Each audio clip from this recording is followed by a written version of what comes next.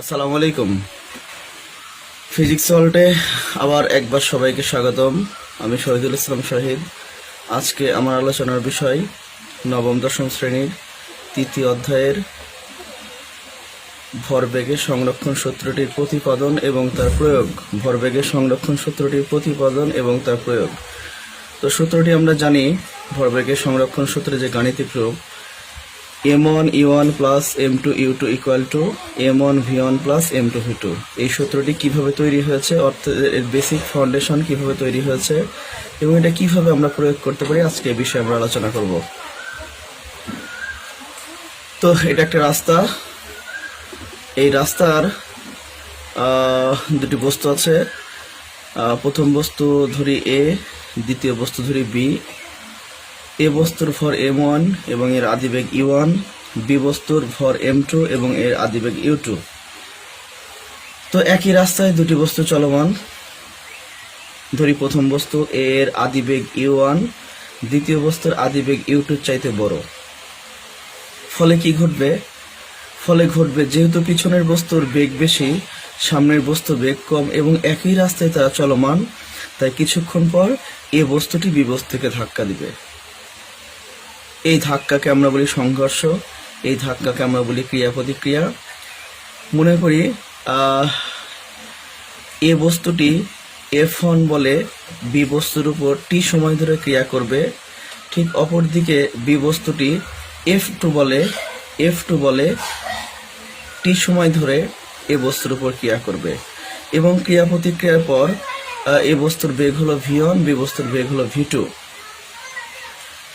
তো আমরা যদি প্রতিপাদনটা এভাবে করি, আমরা জানি নিউটনের গতির তৃতীয় সূত্র অনুযায়ী প্রত্যেকটা ক্রিয়া সমান এবং বিপরীত প্রতিক্রিয়া আছে। সেটা গাণিতিক রূপ এরকম, F1 equal to minus F2। F1 ক্রিয়া সমান মাইনাস বিপরীত F2 মানে কি? প্রতিক্রিয়া।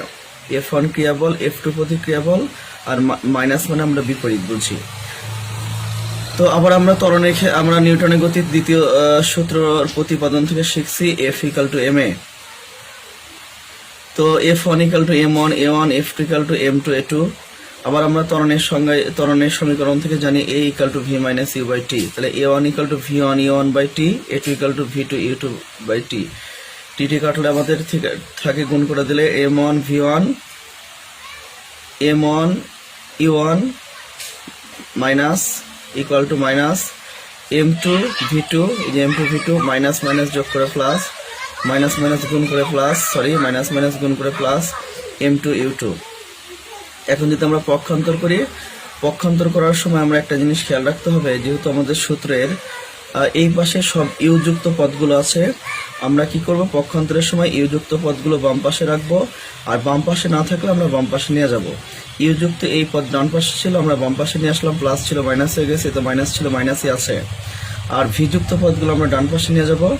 ভি যুক্ত পদ m1 v1 মাইনাস প্লাস ছিল, এই পাশে এসে মাইনাস হয়েছে এবং এটা মাইনাস ছিল মাইনাসে আছে। আমরা যদি মাইনাস কমন নিয়ে এটা মাইনাস মাইনাস কাটাকাটি করে, তাহলে আমাদের সূত্র দ্বারাই m1 u1 plus m2 u2 equal to m1 v1 plus m2 v2। আসলে এইভাবেই ভরবেগের সংরক্ষণ সূত্রটি তৈরি হয়েছে। তো আমরা দেখলাম একটা সূত্র আমরা যখন বিভিন্নভাবে প্রয়োগ করি, সূত্র বিভিন্ন মুখস্থ করি, আমাদের এদিকে খেয়াল রাখতে হবে আসলে সূত্রটা তৈরি হয়েছে কিভাবে, ফরমেশন কি। তবে এই সূত্রের ফরমেশনের ক্ষেত্রে আমাদের তিনটি জিনিস ব্যবহার হয়েছে: নিউটনের গতির তৃতীয় সূত্র, নিউটনের গতির দ্বিতীয় সূত্র এবং ত্বরণের সমীকরণ a equal to v minus u by t। তাহলে আমাদের সূত্রটি কি দাঁড়াইলো? m1 u1 plus m2 u2 equal to m1 v1 plus m2 v2। আমরা এইভাবেই সূত্রটি তৈরি করছি। আমার পরবর্তী আলোচনায় দেখা যাচ্ছে যে আমাদের পরবর্তী আলোচনায় আমরা ভরবেগ সংরক্ষণ থেকে তৈরি করা যায় এমন টাইপের কিছু প্রশ্ন, অর্থাৎ আমাদের প্রশ্ন করার সময় ভরবেগের সংরক্ষণকে আমরা বিভিন্নভাবে প্রয়োগ করি। এগুলি বিভিন্ন ক্যাটাগরি আমরা বিভিন্ন টাইপে ভাগ করেছি। আমি এখানে 4টে টাইপের মধ্যে ভরবেগের সংরক্ষণ সূত্রের প্রয়োগটা দেখানোর চেষ্টা করছি। তো প্রশ্নের বিভিন্ন সেট তৈরি করার সময় আমরা এই টাইপগুলো ব্যবহার করে থাকি। আমি প্রথমত সাধারণ টাইপ, যেটা ভরবেগের সংরক্ষণ সূত্রের মূল ভিত্তি, সেক্ষেত্রে আমি নাম দিচ্ছি টাইপ এ। তো টাইপ এতে কি আছে? টাইপ এতে আছে দুটি বস্তুই সংঘর্ষের পূর্বে গতিশীল থাকবে, অর্থাৎ এ বস্তু গতিশীল থাকবে, বি বস্তু গতিশীল থাকবে। এ বস্তুর বেগটা ইউ ওয়ানের বেগটা এ বস্তুর বেগটা বেশি থাকবে, অর্থাৎ U one greater than U two, এ বস্তুর বেগটা বেশি থাকবে আর বি বস্তুর বেগটা কম থাকবে। ফলে স্বাভাবিকভাবে এই সাধারণ সূত্রে দেখা যায় সংঘর্ষ হবে। সংঘর্ষ মানে ক্রিয়া প্রতিক্রিয়া হবে, ক্রিয়া প্রতিক্রিয়ার পর দুজনের ভিন্ন বেগ অর্জন করবে। এ বস্তু যেহেতু চলতে গিয়ে বাধা পাবে, এর বেগ কমে ইউ ওয়ান থেকে ভি ওয়ান হবে, আর বি বস্তু যেহেতু পিছন থেকে ধাক্কা খাবে, এর বেগ ইউ টু থেকে ভি টু হবে। এক্ষেত্রে বি বস্তুর বেগ কি পাবে? বৃদ্ধি পাবে। তো এক্ষেত্রে আমাদের সেই সাধারণ রূপটা আমরা সূত্র হিসেবে ব্যবহার করতে পারবো। এখানে সূত্র হলো m1 u1 plus m2 u2 equal to m1 v1 plus m2 v2। এটা আমরা ইতিপূর্বে আলোচনা করেছি। আমরা এখন আরেকটু বিশেষ আলোচনা করব টাইপ বি। টাইপ বি কে আমি শিরোনাম দিয়েছি মিলিত বেগ। অর্থাৎ মিলিত বেগ বিষয়টা এমন, মিলিত বেগের ঘটনা তখনই ঘটবে যখন সংঘর্ষের পর বস্তু দুটি একই বেগে চলবে, একসাথে চলবে, দুজন লাগালেগে অবস্থায় চলবে, লেগে থেকে চলবে পরস্পরের সাথে। তখন সংঘর্ষের পর দুজনের বেগই সমান হবে। এই বিষয়টাকে আমরা মিলিত বেগ বলছি। মিলিত বেগ বিষয়টা তাহলে কি? ধরলাম m1 ভরে এ বস্তুটির আদিবেগ u1, m2 ভরে বি বস্তুটির আদিবেগ u2 0, অর্থাৎ বি বস্তুটি স্থির। স্থির থাকলে কি হবে? স্থির থাকলে হবে কিছুক্ষণ পর এ বস্তুটি বি বস্তুটিকে ধাক্কা দিবে এবং ধাক্কা দেওয়ার ফলে দুজন একসাথে জোড়া লেগে যাবে এবং জোড়া লাগা অবস্থায় তারা সামনের দিকে চলতে থাকবে। অর্থাৎ সামনের দিকে চলতে থাকার কারণে দুজনের শেষ বেগ, অর্থাৎ এর শেষ বেগ v1 আর এর শেষ বেগ v2 কি হবে? সমান হবে, যাকে আমরা বলছি ভি। এই ভি কে আমরা কি বলছি? মিলিত বেগ। অর্থাৎ v1 সমান সমান ভি, v2 সমান সমান ভি। তাহলে আমাদের যে মূল সূত্র ছিল যে m1 u1 plus m2 u2 equal to m1 v1, যেহেতু v1 আর v1, তাহলে v1 এর স্থানে আমরা v লিখতে পারি। m2 v2 আর v যেহেতু এক, এই জন্য v2 এর পরিবর্তে আমরা v লিখতে পারি। তাহলে m1 v plus m2 v। তো আমরা যদি m1 u1 plus m2 u2 equal two এখান থেকে v যদি কমন নেই, তাহলে আমাদের কি দাঁড়াবে? মিলিত বেগের সূত্র m1 u1 plus m2 u2 equal to v into m1 plus m2।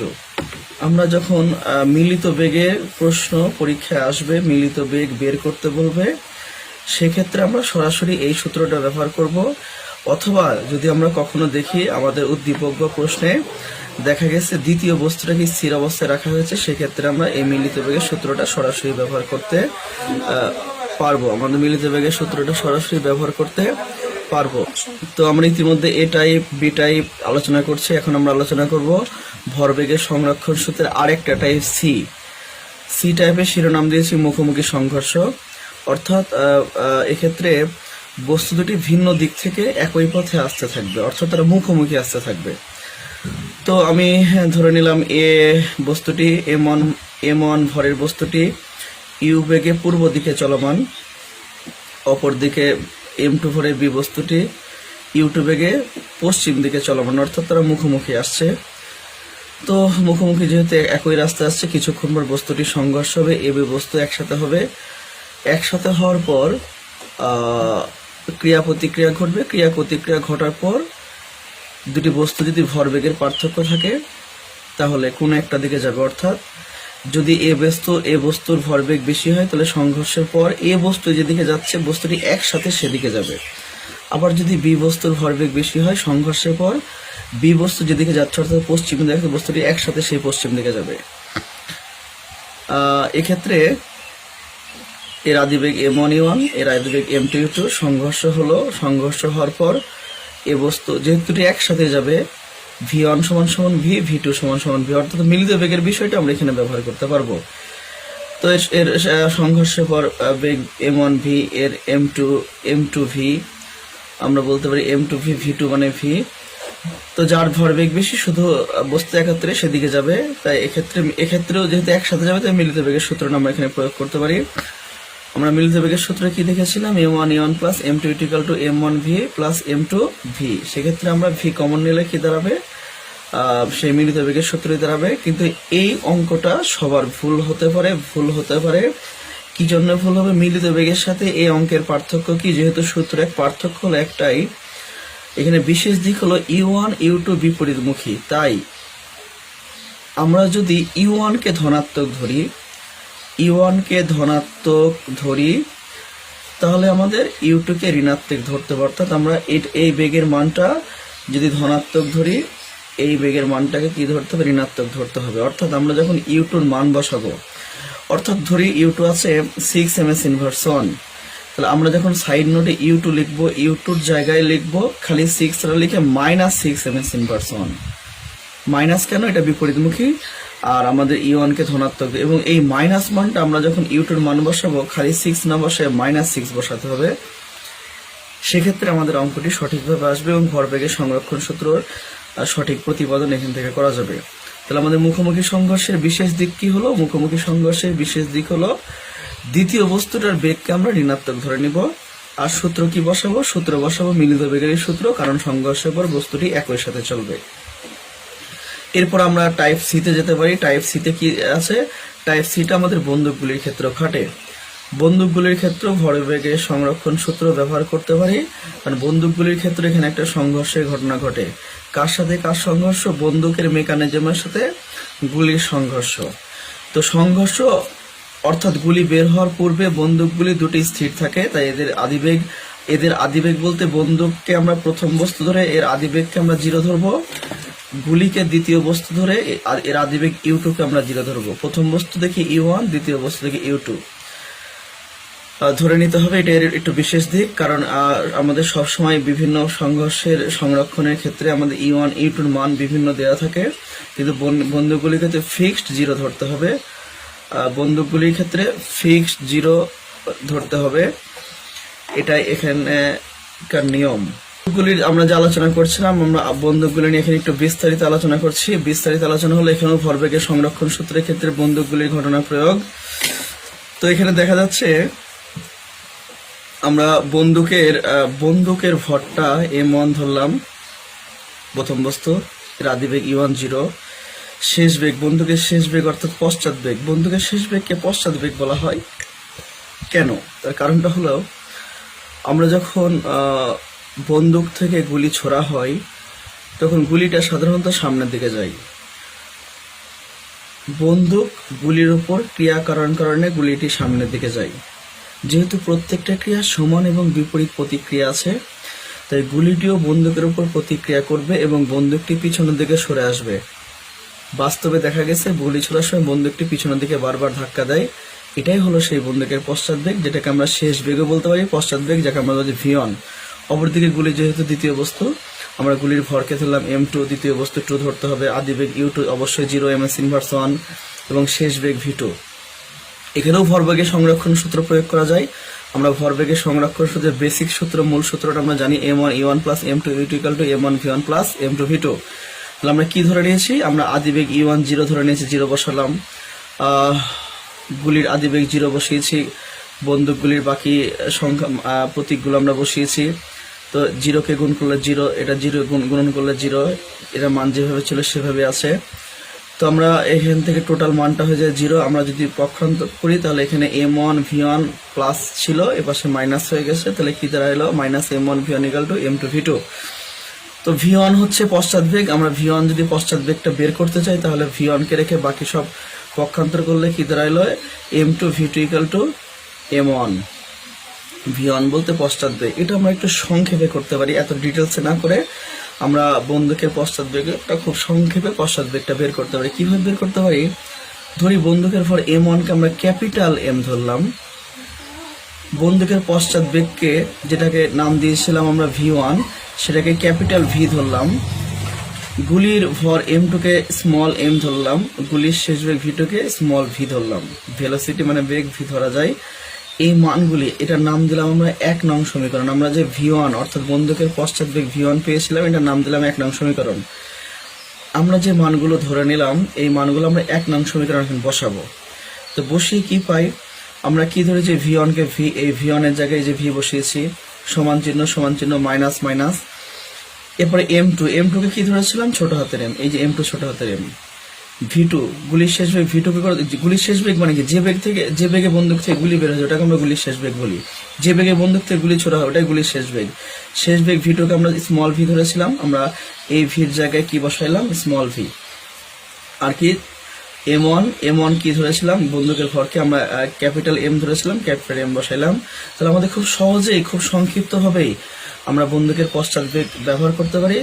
বন্দুকের পশ্চাৎ বেগের সূত্র তৈরি করে ফেললাম। বের করতে পারবো কিভাবে? সরাসরি বন্দুকের পশ্চাৎ বেগ v1 = মাইনাস mv/m, এই সূত্রতে আমরা সরাসরি বন্দুকের পশ্চাৎ বেগ কি করতে বের করতে পারবো। এইভাবে ভরবেগের সংরক্ষণ সূত্রটিও বন্দুকের পশ্চাৎ বেগকে বের করার ক্ষেত্রে আমরা ব্যবহার করে খুব ইজিলি, খুব সহজে বন্দুকের পশ্চাৎ তাহলে আমাদের বের করতে পারি। তাহলে আমাদের সর্বশেষ সূত্রটি কি দাঁড়ালো বন্দুকের? তাহলে আমরা আলোচনা করলাম 4 টাইপসের, 4 ভাবে আমরা ভরবেগের সংরক্ষণ সূত্রে বিভিন্নভাবে প্রয়োগ করতে পারি।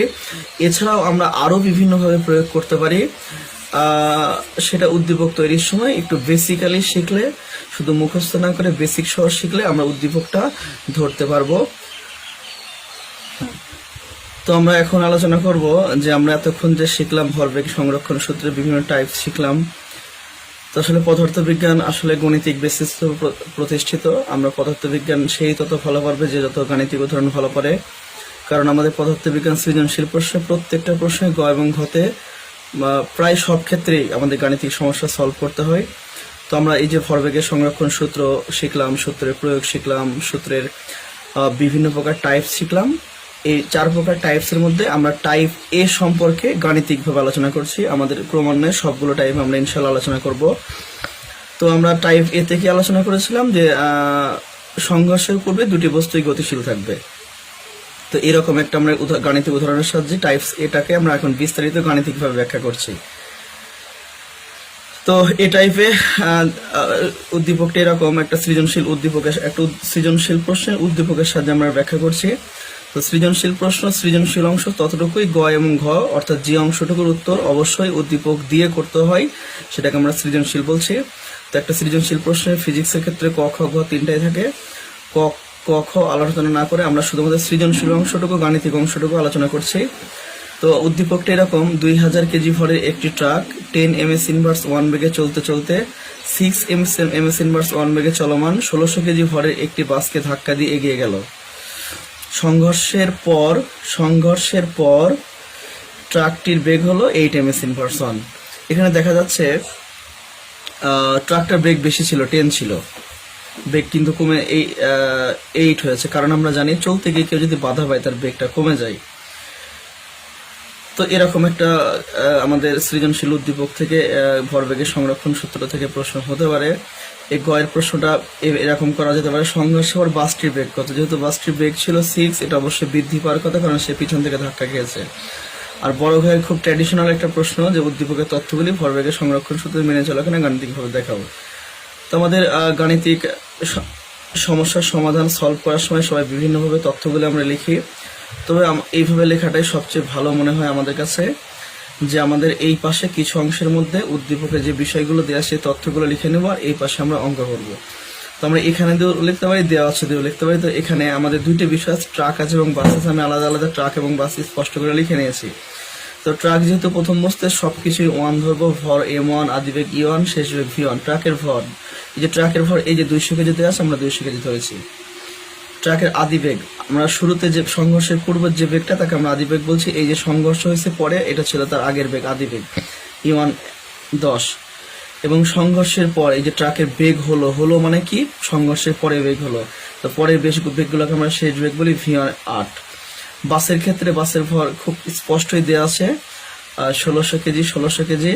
সংঘর্ষের পূর্বে বাসের বেগও দেওয়া আছে। সংঘর্ষের পূর্বের বেগকে আমরা কি বলি? ইউ, আর পরের বেগকে বলি ভি। তাহলে u2 কেন বসালাম? দ্বিতীয় বস্তু u2, 6 ms ইনভার্স 1।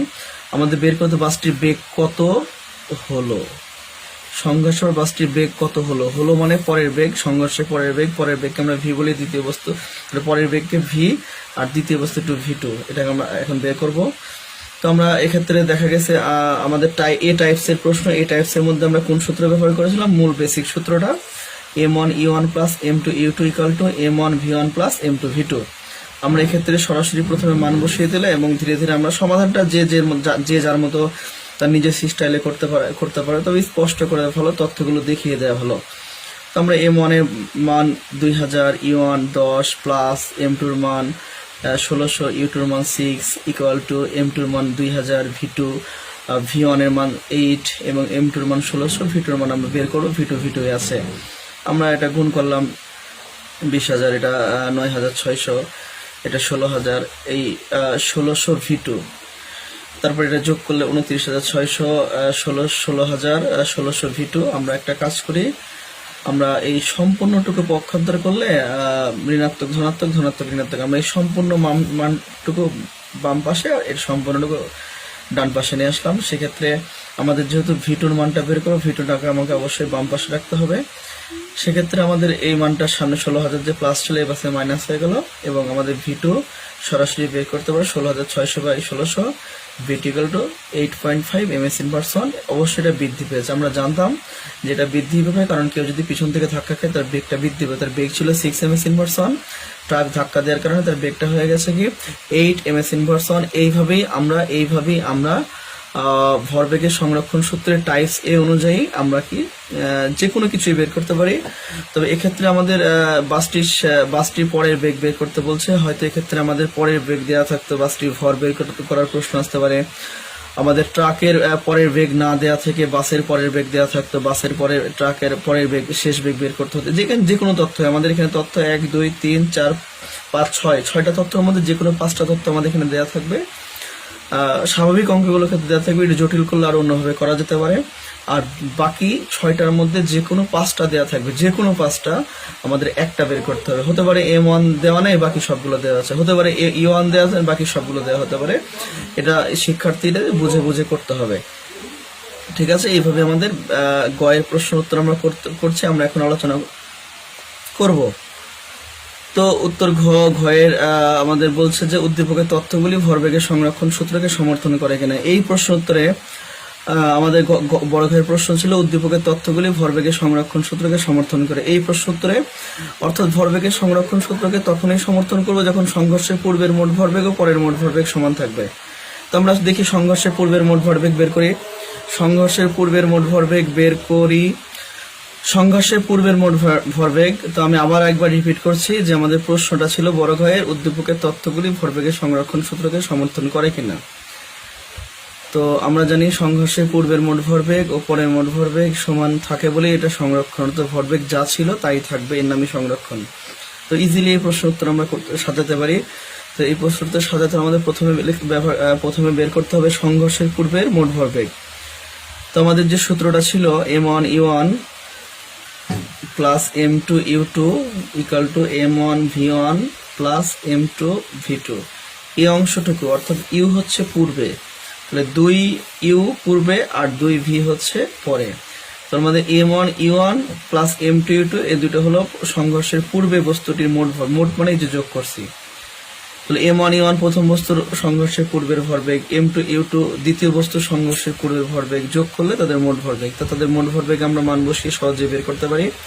তো এইভাবে মানগুলো ট্রাকের ক্ষেত্রে মানগুলো, বাসের ক্ষেত্রে মানগুলো এইভাবে বসিয়ে নেওয়া যেতে পারে। এটা কত হলো 29,800 kgms/1। এক্ষেত্রে আমাদের এই বাসের শেষ বেগটা ছিল না, গ থেকে আমরা এখানে বসিয়ে নিয়েছি। এরপরে কি বলবো সংঘর্ষের পরের মোট ভরবেগ। সংঘর্ষের পর মানে পরের বেগকে আমরা ভি বলি, প্রথম বস্তুর V1, পরের বস্তুর V2 দ্বিতীয় বস্তুর। তাহলে প্রথম বস্তুর সংঘর্ষের পরের ভরবেগ M1 V1, দ্বিতীয় বস্তুর সংঘর্ষের পরের ভরবেগ M2 V2, মোট ভরবেগ M1 V1 plus M2 V2। আমরা সাইড নোট থেকে মানগুলো এখানে বসালে দেখা গেছে এর ভরবেগ কি 29,600 kgms/1, ভরবেগের একক kgms/1।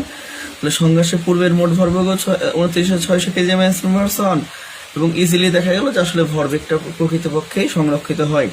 আমরা এইভাবে তখন লিখতে পারবো সেখানে দেখা যাচ্ছে সংঘর্ষের পূর্বের মোট ভরবেগ ও পরের মোট ভরবেগ সমান, তাই এখানে ভরবেগ সংরক্ষিত হয়েছে। তো আমরা এইভাবে আসলে ভরবেগের আমাদের টাইপস এ আলোচনা হলো। সবাই অপেক্ষা করতে থাকো আমাদের পরবর্তী ক্লাসগুলোতে type B, type C, type D এবং আরো বিভিন্ন প্রকার ব্রাঞ্চিং টাইপ, আরো বিভিন্ন ধরনের টাইপের আমাদের প্রশ্ন হতে পারে। আমাদের পরবর্তী ক্লাসগুলোতে আরো বিভিন্ন প্রকার গাণিতিক উদাহরণের মাধ্যমে বাকি টাইপগুলো আলোচনা করা হবে। ধন্যবাদ সবাইকে, আসসালামু আলাইকুম।